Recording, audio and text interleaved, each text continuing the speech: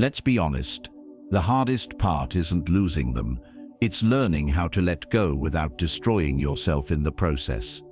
If you're tired of loving someone who's no longer yours, this is for you. 1. Replace obsession with purpose. Here's the harsh truth. Nobody wants to admit. You're not heartbroken because they left. You're heartbroken because you built your entire world around them, and now that they're gone, you feel empty. And I get it. When you love someone deeply, they become your source of dopamine, your comfort zone, your meaning. Every good morning text, every smile, every inside joke, it wired your brain to crave them like an addiction. And that's exactly what this is, an addiction. Science shows that when we're in love, our brain lights up the same reward circuits as when someone takes drugs. And just like any addiction, when the source disappears, your body and mind go into withdrawal. That's why you feel restless, anxious, and obsessed. But here's the problem. Most people never deal with the root of the obsession. They try distractions instead. Scrolling endlessly on Instagram, hooking up with someone new too quickly, binge-watching shows, pretending they're fine when they're not. But the pain always comes back, doesn't it? Because the truth is, you can't just delete love, you have to replace it. And this is where purpose comes in. Why purpose works better than time. Everyone says, just give it time, you'll heal. But here's the reality. Time doesn't heal anything. Time only gives you space. What you choose to do with that space determines whether you stay stuck or finally move on. If you sit around replaying old memories, stalking their social media, and drowning in what-ifs, time will only make your obsession worse. But if you fill that space with purpose, everything changes. Your mind is like a house, and right now, it's full of them. The photos, the texts, the memories, they're cluttering every room. You don't heal by smashing the house down. You heal by redecorating it, replacing old obsessions with new meaning. How to turn pain into purpose. Here's the mindset shift. Stop asking, how do I stop thinking about them? Start asking, what kind of life can I build without them? The truth is, your obsession isn't really about them. It's about you. When we lose someone, we're not just grieving them. We're grieving the version of ourselves we were when we were with them. That's why moving on feels so impossible. You feel like you're losing you, but that's also where your power lies. This is your chance to redefine yourself. Channel all that energy, all the love, frustration, and heartbreak into something bigger than the pain. Hit the gym and transform your body. Start that side hustle you've been postponing. Learn a skill you've been curious about. Work on becoming the highest version of yourself. When you replace the obsession with progress, something magical happens. The pain doesn't vanish instantly, but it starts losing control over you. You stop waking up thinking about them. You stop stalking their updates. And one day, without even realizing it, you'll look in the mirror and see someone stronger, calmer and freer than you've ever been. A Stoic perspective. The Stoics had a beautiful principle called the dichotomy of control. It says, some things are within our control, others are not. You cannot control whether someone stays or leaves, but you can control what you do with your pain. You can sit in your room obsessing, or you can use this heartbreak as fuel to build the version of yourself you've always wanted to become. The relationship ended. That's outside your control. But who you become next, that's entirely yours. The truth about letting go. Letting go isn't about feeling less, it's about focusing more. When you give your attention to something meaningful, your work, your health, your dreams, your brain starts rewiring itself. Slowly their face fades from the center of your thoughts, not because you force yourself to forget, but because you finally have better things to remember. And here's the beautiful part. When you replace obsession with purpose, you don't just move on, you evolve. You stop needing them to feel whole. You stop craving their validation. You realize your happiness was never in their hands. It was always in yours. Closing thought. Listen carefully. Your pain is not a punishment. It's a signal. It's your heart screaming. Build something greater. They were a chapter, not the entire book. Now it's time to write a better one, with you as the main character. Don't just survive this heartbreak. Outgrow it. 2. Build an identity beyond them. Here's the brutal truth. Most people don't want to hear, you didn't just lose them, you lost yourself. That's why it hurts so much. It's not only about missing who they were, it's about missing who you were when you were with them. When we love someone deeply, we often merge our identities without realizing it. We stop being me and you and become us. Their likes become your likes. Their routines become your routines. Their approval becomes your sense of self-worth. And then, when they leave, it feels like they didn't just walk away. They took pieces of you with them. The hidden trap of identity loss. Here's the painful reality. If you made them the center of your universe, you'll always feel like your world is collapsing without them. Think about it. How many times have you caught yourself saying things like, "I don't even know who I am without them. I feel empty. I don't know what to do with myself now." That emptiness isn't heartbreak. It's the void left behind because you outsourced your sense of identity to another person. This is why so many people stay stuck after a breakup. It's not just about missing the love.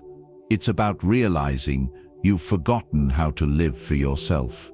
Why this is so dangerous. When your happiness depends on someone else, you give them power over your peace. And that power can destroy you when they're gone. The Stoics warned against this kind of attachment. Epictetus said it best. When you are attached to something outside your control, you set yourself up for misery. You cannot control people. You cannot control how they feel. But you can control who you are without them. And that's the path forward. Rebuilding your identity. Step 1. Remember who you were before them. Before they came into your life, you had dreams, you had passions, you had things that lit you up, even when nobody was watching. Go back there, revisit the parts of you that existed before they entered the picture. What made you excited? What gave you meaning? Because here's the truth. You didn't lose yourself, you just forgot yourself. And forgetting is reversible. Step 2. Stop measuring yourself by their validation. One of the hardest pills to swallow is realizing how much of your identity was tied to their approval. You dressed a certain way because they liked it. You watched certain shows because they loved them. You laughed at things you didn't even find funny, just to feel closer to them. But here's the hard reality. When you build your sense of self on someone else's perception, it collapses the moment they're gone. It's time to flip the script. Start asking yourself, what do I actually enjoy? What makes me proud? Who am I when nobody's watching? When you define yourself on your own terms, their absence no longer dictates your worth. Step 3. Create a new vision for your life. One reason you feel stuck is that your future was built around them. You imagined the trips you'd take together, the milestones you'd reach, the life you'd build as a team. When that vision shatters, it leaves you drifting, lost and directionless. But here's the mindset shift. You don't need to replace them to rebuild your future. You need to replace the story. Create a vision where you are the main character, where your dreams, your growth, and your happiness don't depend on anyone else showing up. Write down goals. Take small steps daily. Redefine what success means to you without borrowing someone else's map. Step 4. Surround yourself with people who see you, not the old you. One of the biggest mistakes after heartbreak is isolating yourself. When you're alone with your thoughts, your brain keeps replaying the same memories like a broken record. Surround yourself with friends, mentors, and communities that remind you of your worth, not because of who you loved, but because of who you are. When you're around people who value you for you, it becomes easier to rediscover the parts of yourself you thought were lost. Step 5. Become whole on your own. Here's the ultimate truth. Until you become whole by yourself, you'll always feel incomplete without someone else. The healthiest relationships happen when two complete people choose each other, not when two broken people cling to each other to feel whole. Spend this season rebuilding you. Grow your confidence, invest in your passions, learn new skills, challenge yourself. Because the day you become so full within yourself that you no longer need anyone to feel worthy, that's the day you finally set yourself free. A Stoic perspective on identity. Marcus Aurelius wrote, "You have power over your mind, not outside events. Realize this, and you will find strength." You cannot control their choices. You cannot force them to love you again. But you can choose to build an identity so strong, so grounded, that losing someone doesn't mean losing yourself ever again. That's real freedom. That's real healing. Closing thought. Listen carefully. Losing them wasn't the end of you. It was the beginning of rediscovering you. This isn't about pretending they didn't matter. It's about choosing to matter to yourself again. They were a chapter in your book, but you are the author. Now it's time to write a new story, one where your happiness, your dreams, and your identity belong only to you. 3. Stop chasing closure. Let's be brutally honest. One of the hardest parts of letting go isn't missing the person. It's missing the answers. You replay every conversation. You analyze every fight. You torture yourself wondering, why did they leave? Was it something I did? Could I have saved us? You think that if you just understood why, you'd finally heal. But here's the uncomfortable truth. Closure isn't something they give you, it's something you create. And the sooner you accept that, the sooner you set yourself free. The trap of needing answers. When someone walks out of your life, your mind goes into survival mode. It hates uncertainty, so it desperately searches for meaning. Did I do something wrong? Did they ever really love me? Was it all fake? This endless mental replay keeps you emotionally chained to them. Every unanswered question becomes an open wound, and you keep scratching at it, hoping one more conversation will magically heal it. But let me ask you this. If they sat you down right now and explained every single reason they left, would it really change the fact that they're gone?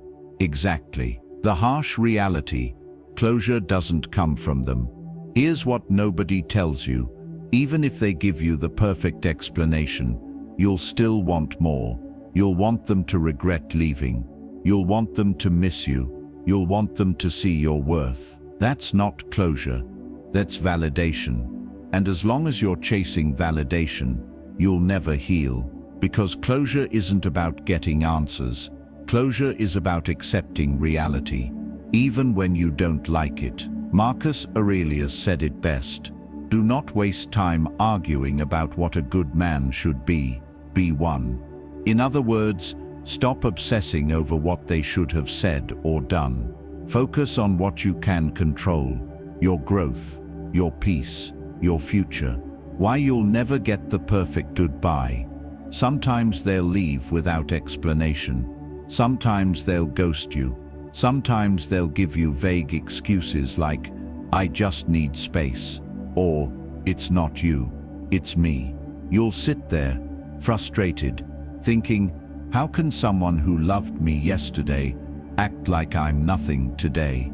And that's when you realize the painful truth. People are not obligated to give you the ending you want. That doesn't mean you weren't worthy. It means they made a choice, and your healing cannot depend on them undoing it. Stop reopening the wound.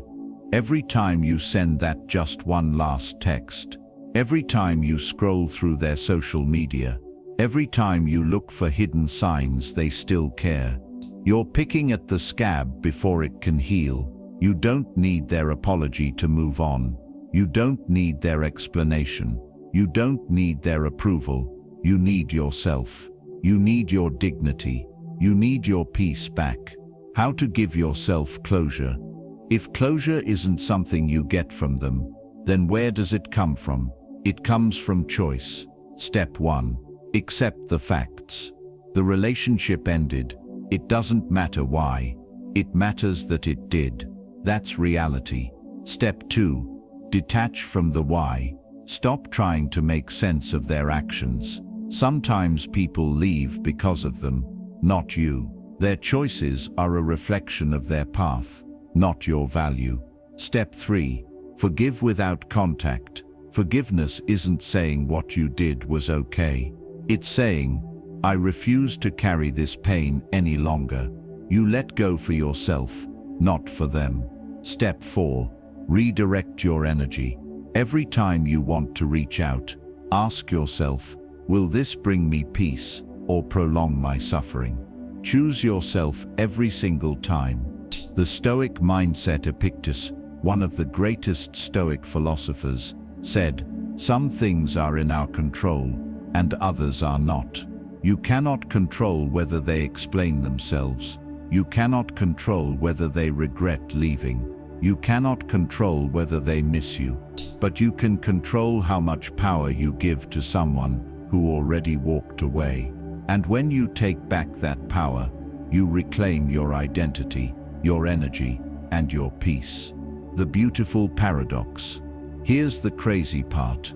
When you stop chasing closure, you actually find it.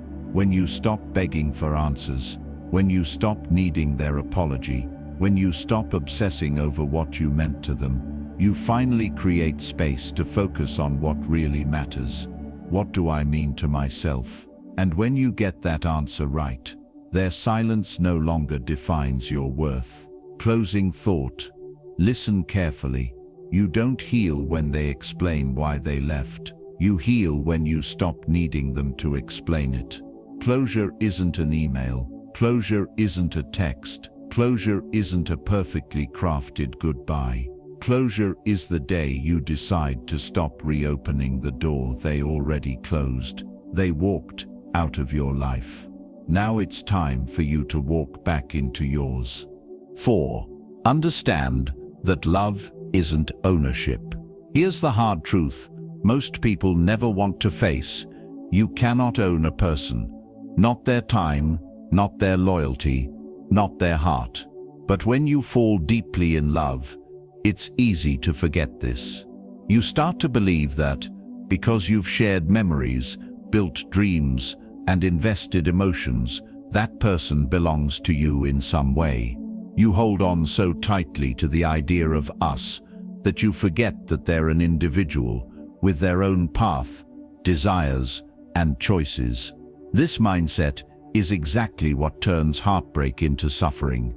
You see, the pain you're feeling right now isn't just about losing them, it's about losing control. Deep down, your brain clings to this illusion that if you loved them enough, if you tried harder, if you gave more, they would owe you their presence. But love doesn't work that way.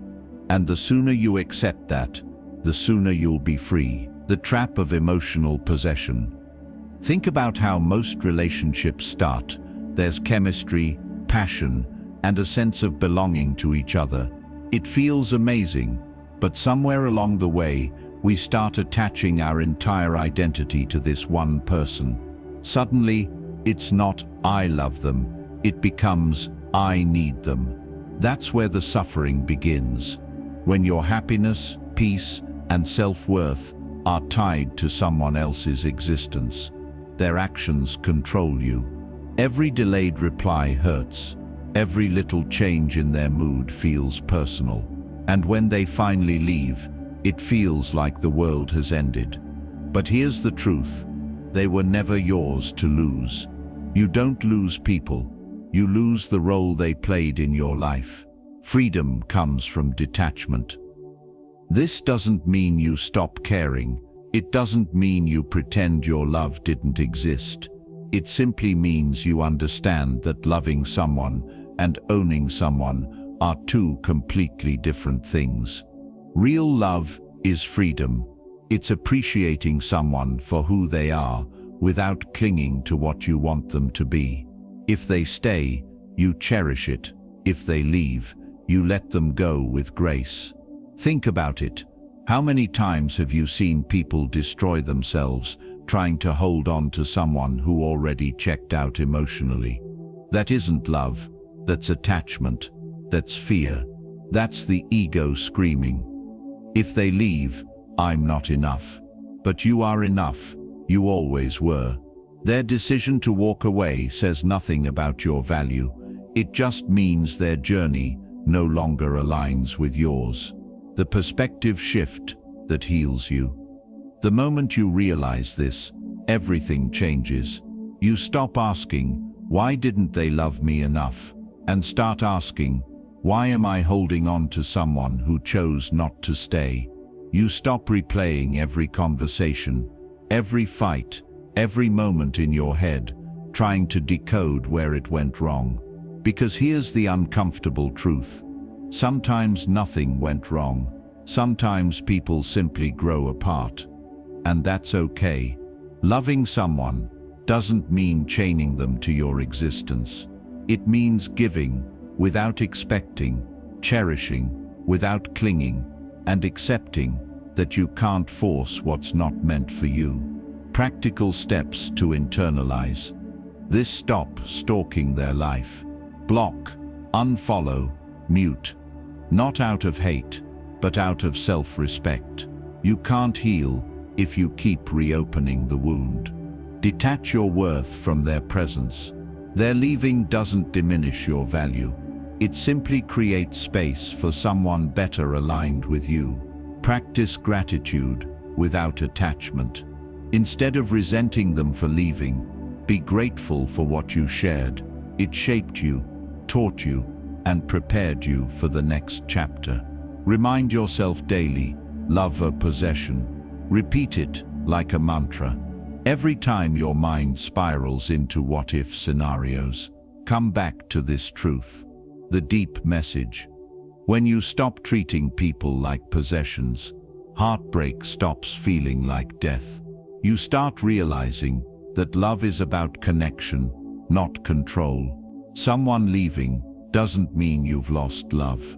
Love remains within you, in your ability to care, to feel deeply, to give your heart again. That's something no breakup, no rejection, no betrayal can ever take from you. Letting go doesn't make you weak. It makes you free. The moment you understand this, you stop asking, "How do I make them stay?" and you start asking, "How do I make myself whole?" Because at the end of the day, the only person you 5. Separate the person from the feeling. One of the biggest reasons people struggle to move on from someone is because they confuse the person with the feeling. You think you're holding on to them, their voice, their smile, the way they made you feel alive, but in reality, what you're holding on to is how you felt when you were with them.